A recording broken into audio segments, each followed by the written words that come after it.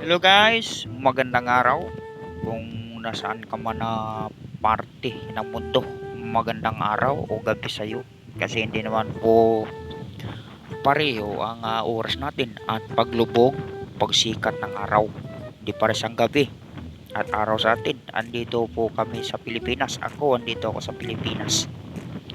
Hindi ko po alam kung kailan ako makapunta na ibang bansa at makapagtrabaho. Pero nag-enjoy lang po ako ngayon sa buhay na meron ako. Ayang nasa video po na yan guys ay sa Boracay po yan. White sand ng Boracay. Yung video na yan. Tapat kami ng white sand ng Boracay. Nag-travel po kami dyan kasi malapit lang po yan at napakadaming isda na mahuli dyan. Napakayaman ang dagat nila dito sa Boracay. Parting Kalibo, Katiklan, Magic Island, Crystal Cove. Yan. Napakayaman ng dagat nila hanggang Carabao Island. Pero hindi ka pwedeng lumagpas manguha ng isda doon sa Carabao Island. Iba ang boundary nila doon. Bawal. Kailangan po ng ID. Bali boundary to boundary sila. Ayan po ang video ng pagpunta namin ng Boracay. Hindi kami umapak sa mismong isla ng Boracay po. Bali tumapat lang po kami kasi hindi kami pwedeng manguha ng isda doon sa mismong malapit sa restricted area nila, tinatawag na sanctuary po. Yung mga bangka dyan ng malalaki, sobrang laki po ng mga bangka yan, mga fast craft, sobrang bilis na mga bangka nila, mga fast craft ang ginagawa nila. Yan po ang video ko dyan sa may Boracay Island. Alam nyo guys, masarap sa pakiramdam yung ma-experience mo yung lugar na makapag ka kuha ng isda yan sa lugar na sikat sa buong mundo. Boracay, sikat man yan sa buong mundo, pero ngayon po ay medyo humina po yung nila ngayon, kita dito sa Boracay. Sa pagkakaalam ko sa mga usapan nila, humina po ang kita dito sa Boracay. Bali pang-apat na lang po siya sa buong Pilipinas na nangunguna sa malaking income. Depende siguro po, depende sa pamamalakad din po ng namamahala ng Boracay. Depende po, hindi natin alam. Mahirap po kasi mag-comment tayo ng basta-basta na lang tapos hindi natin alam yung sitwasyon. Yan po. Yan. Hindi ko po tinigilan ng pag-video niyan kasi alam nyo guys, maganda dito sa lugar na to, mula Katiklan, Magic Island hanggang doon sa Boracay, hindi nawawala yung signal. Ayan kita nyo po, nakapag GPS ako, naka Google Map, naka screenshot ako dyan sa na yan. Pinakita ko yan, screen recording ko para makita kung nasaan kami. Ayan yung blue na nasa gilid ng isla ng Boracay, yan po ay kami. Yang blue na yan, izo-zoom po yan maya nakikipaglukuan pa nga ako dyan sa mga kasama ko, ginaano-ano ko yung mukha ko dyan. Ayan, zoom. Yan po ay kami. Yan, actual yan na kami ay nandyan po at nanguha po ng isda. Sarap sa pakiramdam po mga ka-idol, mga ka-reels, mga ka-video, mga tagapanood kasi mahilig din po ako manood ng mga video content ng mga creator na magaganda din na kaya ako ay gumaya din po at gumawa din po ng content na sana po ay magustuhan nyo po. Maraming salamat at sana po ay dumami po ang aking followers in God's name, sa ngalan ng may likas sa ating lahat. Sana ay pagkalooban po niya ako. Kagaya yung mga malalaking content creator ay sana po ma-achieve ko rin po yung ganun. Kahit naman hindi sobrang malaking content creator lang ako. Yung maliitan lang para din po sa parang pang araw-araw na income. Ganun lang po. At pangarap ko po talaga na makatulong po talaga sa kapwa. Lalo yung mga nangangailangan po talaga, yung mga walang pambili ng pagkain, bigas. Nangunguna po talaga ang bigas. Yun po talaga ang gusto kong tulungan. Kung dumating man yung panahon na maging malaking content creator din po ako, ay malamang sa malamang ay mamimigay ako ng materialis na ipampagawa ng bahay, mga bubong, ganun po, para magkaroon lalo na po yung mga bahay na mga butas na po yung bubong. Opo, tutulungan ko, magbibigay ako ng materialis kung ipagkaloob sa akin ni God na matouch ko po yung puso niyong lahat at magustuhan niyo po ang aking video.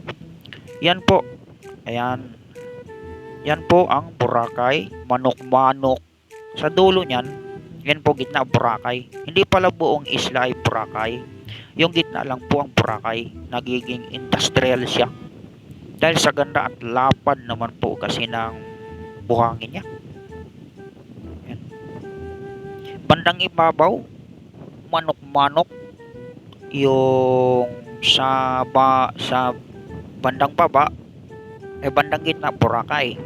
Ang bandang baba naman, hindi ko po natandaan, basta tatlong pangalan po pala yan, hindi mismong Boracay po pala talaga kasi yan. Yan na po, yung malapit na magdilim. At yan po ay nag-relax na po kami dyan kasi nalaglag na po namin yung lambat. Umakyat na rin po ako nyan kasi nilamig na rin po kasi ako. Namana kasi kami nyan. Yung kapatid ng tropa ko nakakuha ng labo-labo na mas malaki pa sa palad ng tao. Labo-labo. At ano pa nga ba yung isa, basta dalawa po yun malalaki. Yan po yung isang fast crab po na bumiyahe ng turista diyan sa Boracay. Yung isa, yan po yung isang fast crab na high-tech na fast crab na nag-i-entertain ng mga turista diyan sa Boracay. Yan po yun. Isa po yun sa mga bangka. Napakadaming bangka po dito, mga idol, mga ka-video, mga ka-content creator. Ang dami yung bangka dito na mga ibang lahi ang nagmamay-ari ng mga bangka dito. May Koreano, may Hapon, may Germany. Opo, ganun. Ayan nagkausap-usap muna ang mga mandirigma sa dagat. Bale, nakisali lang po ako sa pangingisda nila kasi meron po akong experience po sa dagat na sumisisid din po ako, spearfishing, panglambat. Kaya nilublog ko po yung cellphone ko sa tubig. Akala ko makita ko po yung ilalim, di pala. Yan, kalokohan ko lang yan eh. Sa nagtaka po pala kung bakit ko kayang ilublob ang cellphone ko, pinasok ko po kasi yan sa plastic na lagayan ng tubig, yung gawaan ng ice water. Yan po, nilagay ko po dyan, kaya kumpiyansa po ako na hindi siya mababasa. Liban lang kung ilublob talaga na isisid ng ilang di pa, kasi yung pressure niya, papasukan po yung tubig, papasukan po yung natin, cellphone, yung balot natin ay hindi nakakayanin niya, hindi na niya kayang pigilan yung pressure. Pero pag ganyang sausaw lang sa hindi po yun mababasa. Subo ko na po yan. Medyo madilim-dilim na po yan dyan. Nag-relax na kami. Pero dyan sa parte na po na yan, yun, nilamig po talaga ko kasi Grabe po ang ano dito, hangin sa lugar na to. Maabunda yung hangin niya dito. Walang tigil. Kung may malaking ano sana dito, kung mapagtuunan po ito ng pansin ng government, ang lugar na ito, ay swak na swak po siya. Saktong-sakto siya tayuan ng windmill. Mga windmill po. Ang ano dito kasi po, ang hangin dito, walang tigil. Tuloy-tuloy ang hangin dito. May mangilan-ngilan na pong windmill dito. Kaso iilan lang ang windmill dito. Pero kung itong lugar na to ay malagyan talaga ng windmill, grabe. Napakamura ng kuryente kasi abunda yung hangin. At dito po sa parte na to mga ka-video, mga ka-content, ayan na po yung inano na po namin yung isda, inalis na sa lambat. Kasi inabot na po kasi kami ng sobrang gabi na po talaga dun sa ano, malalim na po. Ano na yan? Mga alas 8 na po yata kami nakauwi. O alas 9 kami nakauwi. Kasi yung buya po nung lambat ay naputol ng ano, ilisin ng malaking bangka na sagasaan. Nawala po yung buya. So sobrang hanap nila. Mga isa't kalahating oras kami naghanap sa lambat hanggang nanilangoy na lang. Buti nakita may natira na ano na kuan, tali pa doon sa ilalim na naging ano na nakita namin nakalutang ng konti. Yun nakita ng ano taga-sisid. Kasi hindi po akong taga-sisid. May malupit po talaga kasi kaya kaming kasama na taga-sisid talaga ng isda. Yan, pinagtulungan na po namin. Ako po yung taga-ilaw. Ilaw at saka content. Taga-content po.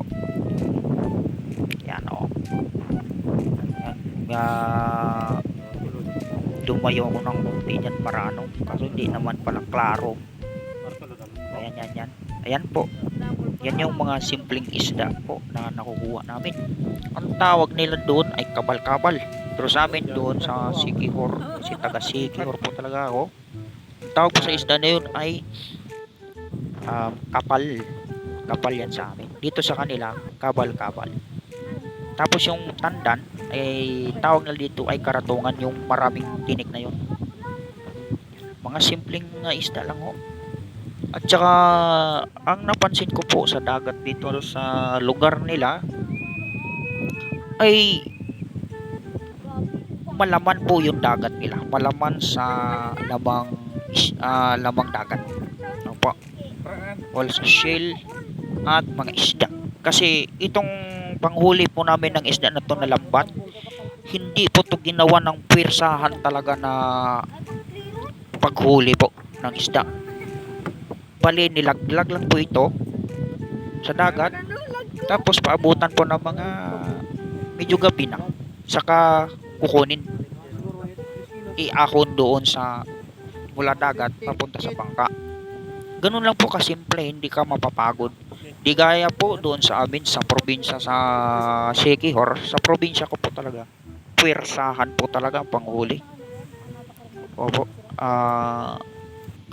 Kung papawisan ka lang, pero papawisan naman po talaga sa ilalim ng dagat. Pinagpapawisan ka talaga kasi gumagamit ka ng lakas. Pero hindi lang makita kasi nahalo na sa tubig eh. Pwersahan po talaga doon. Ang ano, hindi po gaya dito, simplihan lang po yung ano, paghuli ng isda dito. Maski ang pamamana dito sa gabi, mamamana nila. Kahit may buwan po, yung maliwanag po yung buwan, tutok na tutok yung buwan, bilog na bilog, buo. Naku po, nakakakuha sila ng isda dito, nakakapang binta sila, nakakapagtira sila dito ng ano, isda. Kaya mayayaman sa laman dagat ang lugar na to. Lalo na daw po noong hindi ito pinasok ng compressor po ang lugar na to. Nung hindi pa daw po ito pinasok ng compressor, na kahit bawal po dito, iwan daw po nila kung bakit hindi hinuhuli ang compressor dito. Malakas daw po sa ano sa alam nyo na, malakas sa ano, sa taas. Kaya hindi nahuli. Kaya medyo bumaba po yung ano, yung kumunti po yung nahuhuli yung mga isda dito. Kasi biruin nyo po sa isang gabi pag may nagkompresor. Ang nakuha po ng nagko-compressor dito 200 kilos mahigit sa isang gabi lang po yun na pangongompresor. At saka take note po, napakababa ng dagat dito, 3 dipa. Nandun ka na sa bandang laot, 3 dipa pa rin, 4 na dipa, napakababa. Tapos gamitan mo pa ng compressor, dami mo makuha talaga. Ang lapad po ng dagat dito, sobrang lapad ng baybayin dito. Mamili ka na lang kung saan mo gusto no magano ka, kung saan mo gusto manglambat ka o mamana ka. Sobrang lapad ho ng dagat dito, grabe. Na-amaze po ako, amaze. Paano ba yan bigkasin mga ka-content? Amaze. Ganyan po, sobrang lapad ng ano dito. Na-amaze talaga ako ng sobra. Pero medyo sad po ako dito sa ano, pagpunta ko rito kasi hindi ko po napasukan, hindi ako nakasabit dito sa construction na ginawa dito na bagong building. Sayang ho, pandagdag ko po sana ng ano, income sa ano. Ito po yung ano, problema sa akin ngayon kasi mga konti-konti lang po ang sideline ko. Maganda po sana kung nakapasok ako dito ng construction. Kaso ano, puno na sila eh. Hindi ko rin po alam sa foreman. Hindi niya po kasi ako kilala. Hindi niya alam kung marunong ba talaga ako. Hindi siya sure. Siguro ganun po ang ano. Hindi naman po natin siya masisisi. Ganun po talaga. Kahit sino naman. Pero para sa akin dapat tinesting na lang niya para malaman niya kung may karunungan ang nag-apply o hindi. Kasi handa po naman ako na ano, i-trial lang muna. Pero okay lang ho yun, walang problema kasi natural lang yan. Antayin na lang tayo ng grasya. Ako, antayin na lang po ako ng grasya na ano. Pero hindi po ako tumitigil ng kakahanap ng mapagkitaan ko po dito. At sana mga idol dito sa pagre-reels ko at vlog ay magustuhan nyo ang aking mga content sa bandang huli at matuto na rin akong magawa ng mga magagandang content na makahulugan. Sana po magustuhan nyo po ang aking mga video kasi yun po ang isa sa mga pangarap ko na makagawa ng isang content na magustuhan nyo po at mapanood nyo po, na matutuwa kayo. Sa mga magustuhan po ang aking video, papalo na lang po. At kahit na po yung hindi gusto ang aking mga video, papalo na rin po. Bali, tulong nyo na rin po sa akin. Para pagdating po ng time na ako naman po ay halimbawa kumita na sa Facebook, kahit kunti pa lang po ang kita ko, makikita nyo po ang content ko na tutulong talaga ako sa mga walang pambili ng pagkain. Yun po talagang ano, ang uunahin ko. Kasi base po sa karanasan ko mula pa noon na unang sampa ko sa Maynila, yung tipong sa isang araw, kasi kahit na may trabaho ka, hindi sapat ang ano mo, trabaho mo, kasi konti lang talaga. Lalo kung may upahan kang bahay, kawawa po talaga yung gutom halos isang araw mo. Naranasan ko na po yung sinaing mo, gawin mo na lang na parang lugaw o lugaw na lang talaga kasi wala nang bigas, wala ka nang mapambili. Naranasan ko na po yun.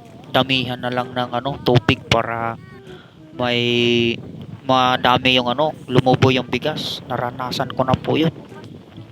Grabe. Kaya alam ko po na Pag wala kang pambiling pagkain, mahirap po talaga. Nakakalungkot po na ano, mga ganung bagay. Kasi danas ko po yun. Alam ko po ang hirap talaga ng buhay. Kaya dito po sa pagbablog ko, kung pahintulutan ako ni God na matouch ko po yung puso nyo lahat, ako po ay talagang tutulong, iikutin ko po ang lugar. At kung malaki-laki pa po ay baka buong Pilipinas ay ikutin ko. Maghanap ako ng mapagbigyan ng mga pagkain. Opo, yun po ang ano ko, pangarap ko na makapagbigay ng mag-explore at makapagbigay ng mga pagkain sa mga walang pambili ng pagkain at para po makita sa mga handa din pong tumulong na tao na mabigyan nila yung mga kapwa natin na walang pambili ng pagkain, especially yung bigas. Yun po. At maraming salamat po kung natapos nyo ang video na ito. Ayan po ang aming huli. Yan, mga isda. Location. Yan po. Paki-like and follow na lang po. Kung na matouch ko man po ang puso nyo, sana po magustuhan nyo po ang aking simpleng video na ginawa. At sana po, paintulutan ako ni God na makagawa pa ng maraming content na makahulugan gaya nito. Maraming salamat po.